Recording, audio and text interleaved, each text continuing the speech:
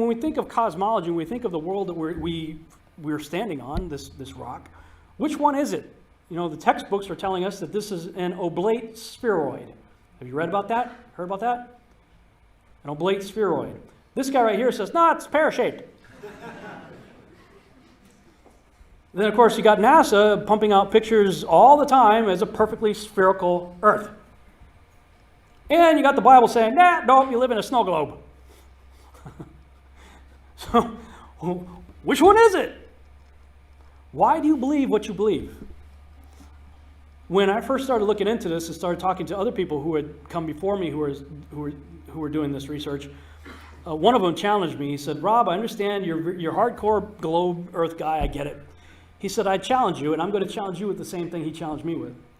Prove it without using NASA or any other space agency, the government or military of any country in the world. Why would I say that? NASA has been proven to be liars time and time again. I could spend a whole weekend here showing you the lies of NASA.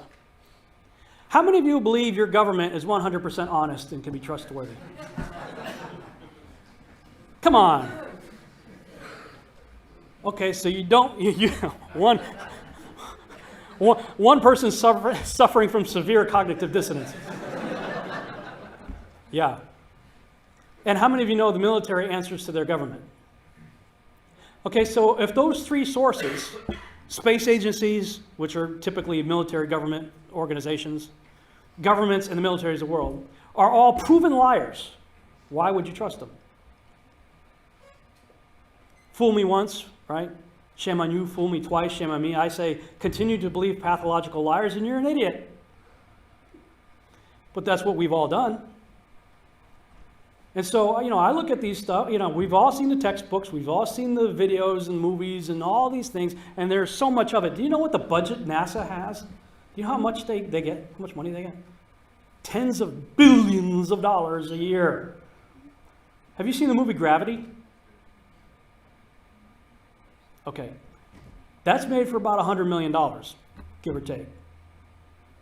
And if you saw the movie Gravity, that was pretty impressive. I saw it on IMAX, big screen, like, wow. I mean, I felt like I was with Sandra Bullock flying around in space, freaking out myself. Very impressive. Just saw the movie, Passengers, I think it's called. Same thing. Okay, this is what they're able to do with $100 million. What are you able to do with tens of billions of dollars a year since the 60s? And why is it that all the astronauts, if not all, most of them, have to be Freemasons?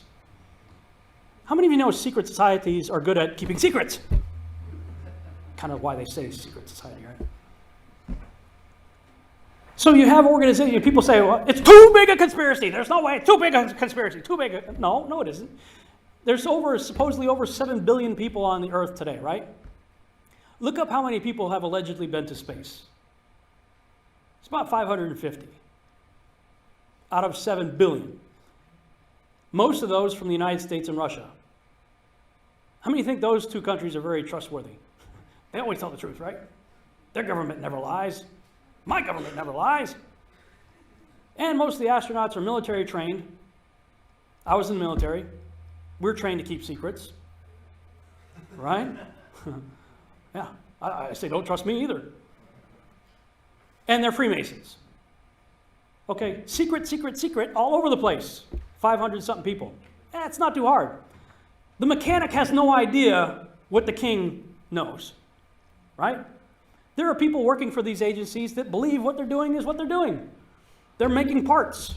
They're going to go on something that's going to get launched up somewhere. That's all they know. There are other people who sit in front of computers that get data coming from somewhere, and they interpret that data.